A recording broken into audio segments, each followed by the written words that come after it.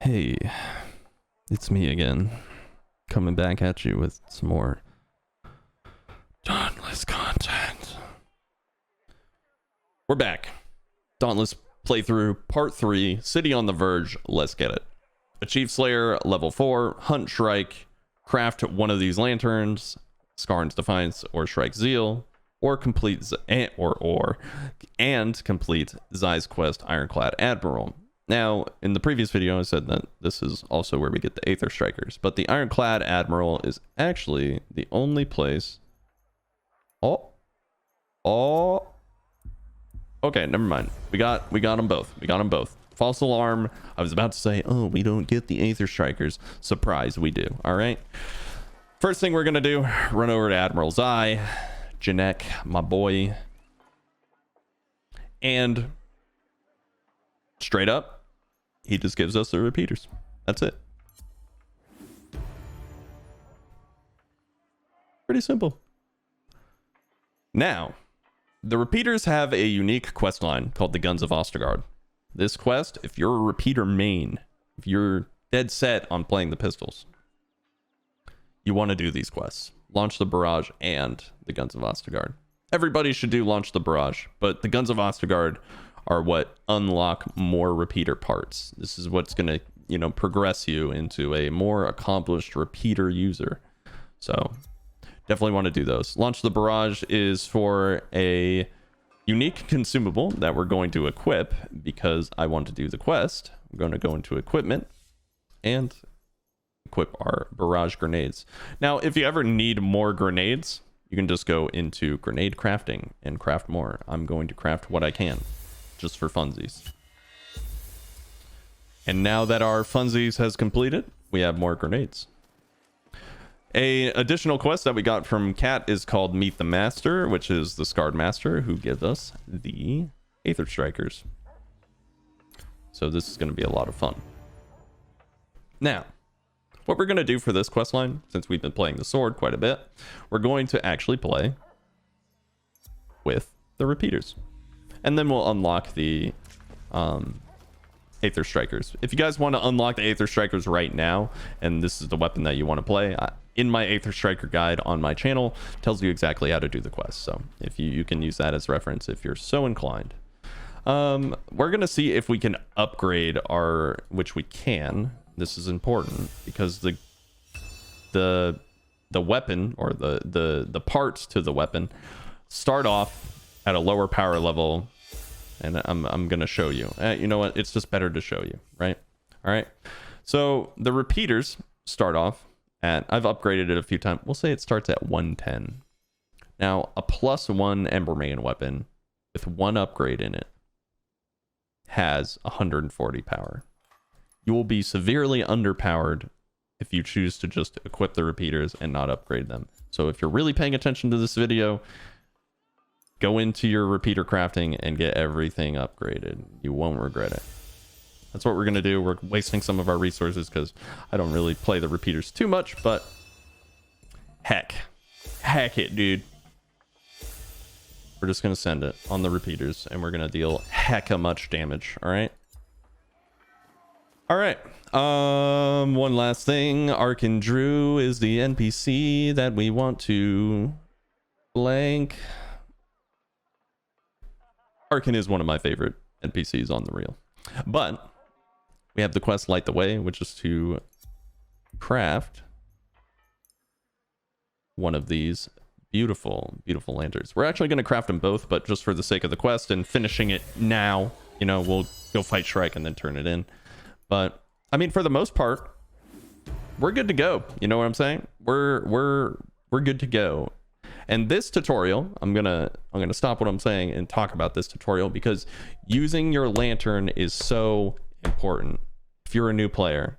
And so I was waiting for this to show up and tell us how to use the lantern. If you're on PC, it is V. Based on what you're playing, I'm not sure what the console buttons are. I apologize if you're playing on console, but you'll be able to find it by experimenting.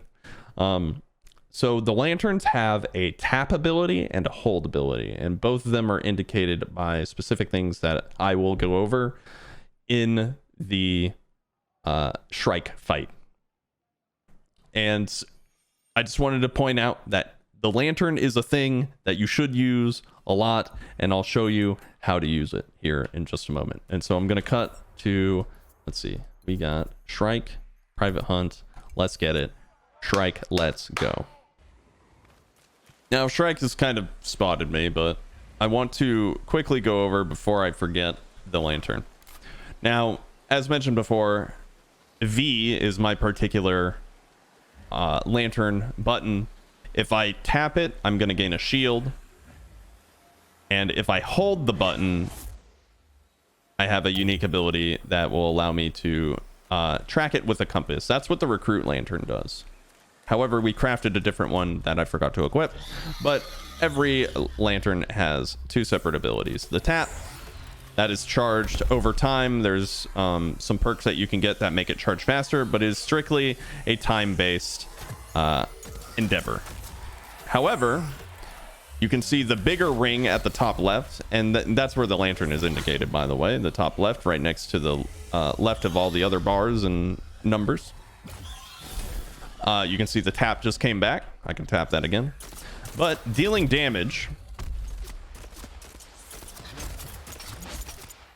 is going to charge the other aspect of my lantern, which is the hold ability. Now, that pretty much covers the lantern. I'll let you guys experiment with the other ones as they come out. But the lantern is very important to use, and yeah. The Shrike lantern is also very good, so we'll probably craft that after this. Now, let's talk about the repeaters. And you can see that I'm not like firing at a long range. And as a very brief tutorial, they have fall off, right? You can see I'm dealing 3 damage. And as I get closer, I'm going to be dealing more damage. There are 3 levels of fall off. One of them is like 95% fall off, which is where that 3 damage is coming from. And now I'm dealing 118 up close with empowered shots. And that's why you want to be close, is because you can actually empower the ammo similar to the hammer. There's a specific reload animation where you actually take the aether off of a behemoth and empower your reload. This also empowers your abilities. And that's how you get the most damage out of the repeaters. Pressing the special button throws out a deployable that you can pick up that increases your attack speed. As a fun fact. But the main thing that you want to do is empower your heavy attack. That's going to get you a ton of damage. Going in for the empower reload when I'm feeling like it's safe. Dodge a tornado. Shrike is very evasive, and he might beat you up. In my first encounter with Dauntless, Shrike actually did a number on me. So some of his attacks are kind of hard to read, like this attack. When it jumps into the air and starts coming down, you want to roll through the attack. We can talk about dodging a little bit. For the most part, all of the attacks in Dauntless can be dodged, including the enrage animation. One thing I need to do is actually use my grenades, but for the most part, all of these attacks will be totally avoidable. And what you want to do is roll through the hurt box for the most part. There are some cases where you want to roll backwards, some cases where you want to roll to the side, but as a good rule of thumb, passing your roll through the attack is going to guarantee you less chance of getting hit. And the logic behind that is your roll has invulnerability frames on it, and you're spending less time passing through a hurt box that is moving through you and with your iframes than, you know, say running away from it, right? If I was moving, if an attack is going to my left and I'm moving left, I'm more likely to get hit. So if I roll to the right, I'm less likely to get hit, right? So a little confusing to kind of explain via words. It's easier to show. I've been doing it pretty much this entire time. going to use my lantern because I don't know where the behemoth is. That's just how much damage I'm dealing. Let's see. We can talk about... Oh, Shrike has an interruptible attack that I can point out to the non-repeater players. The repeaters have a hard time interrupting, and that's why doing the grenade quest is very important. And the interruptible attack is actually the swoop. You can see the orange prongs above its head. It's kind of hard to see, but you can see them for sure. So that attack, if you hit it, it will fall onto the ground. I just can't do it, unfortunately, with the repeaters. The repeaters require a specific type of gear that we have not unlocked to interrupt. Just kind of one of the drawbacks, but try and get my grenade damage in. Ugh. Get away from me. You can see how right there, if I just rolled through Shrike, I would have had a better time instead of repeatedly dodging like I did and like running away. And that plays into stamina management, right? You know, if I just keep spending all my stamina dodging, I'm not going to be able to dodge anymore or sprint or move around, and so it really hinders the player's ability to get away from further attacks if you just keep mashing the roll button. So it's best to kind of just use the best solution right away. And yeah, so we'll get back into the fight here. I don't think I really need to do anything else other than shoot it a few more times. Let's see. What else can we talk about? Dodge a tornado. Get my attack speed buff going. Empower my shots. Reload.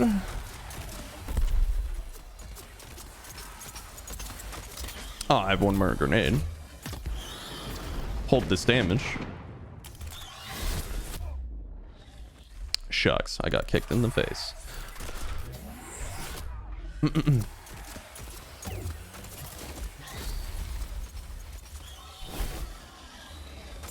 Shrike's gear, we can talk about his gear and weapons. For the most part, Shrike is a neutral behemoth, and as I said before, the neutral stuff is just, it's really only hard when it enrages, as well as the gear itself is not really not very hard, as I get absolutely bodied. But the weapons and gear, not that strong. The Nasher gear, very strong. Shrike's gear, as a note, not that strong, unfortunately. I do like Shrike. I think it's a beautiful looking behemoth, but unfortunately the armor and gear just doesn't really do it for me. Again, I'm still like, even in this time, I'm looking to break parts. I think we've broken quite a bit with the repeaters. The repeaters have a distinct advantage because it is an aiming, you know, type weapon that I can pretty much hit any part I want at any given time. I'm gonna heal myself a little bit. Get close enough so my damage fall off doesn't affect my heavy attack. The only thing we haven't broken seems to be the tail. See if we can get it before it dies. Should be almost dead. I really wanted that focus fire to go onto the tail. The hitbox for the tail is a little scuffed, but we might be able to break.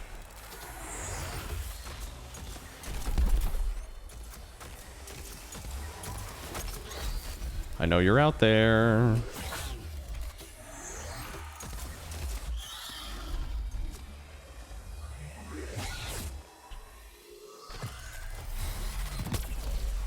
It jumped over my shot, man.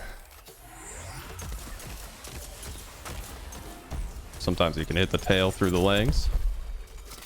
Just kind of looks like I'm shooting him in the junk, though.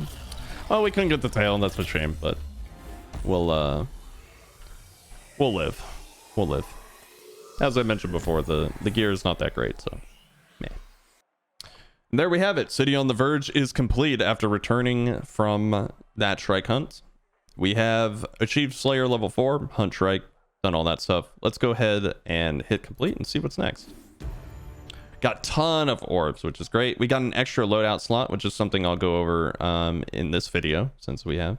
Into the Maelstrom. Achieved Slayer level 8. So we're up in the ante a little bit here with this quest. Really fast before we go into the Maelstrom, let's talk about loadout slots really fast. So we go into our equipment. Yeah, this is actually perfect. There's a tutorial for it. Equipment loadout slots have been unlocked. And so at the top right, this is just a way for you to save your sets. You can earn loadout slots by doing some of the progression, doing some mastery, as well as you can buy additional slots if you are so inclined. And I believe you can get, let's see, you can get 6, it seems, for free. And you can buy an additional amount that I'm not sure right off the top of my head how many there are total. But that's going to do it. Loadouts are unlocked. We can set up a sword build if we were so inclined. But for the most part, that's going to do it for this video. Thank you guys for tuning in. That was City on the Verge. We unlocked the repeaters and got all sorts of good stuff. Got them upgraded, killed the Shrike, got a new lantern, and learned about lanterns. So yeah, if you guys like that video, please leave a like. If you want to support the channel, you can subscribe and use creator code RevvyRad in the Dauntless in-game store. Other than that, we're good. I'll catch you guys in the next one, and I will see you on the Shattered Isles.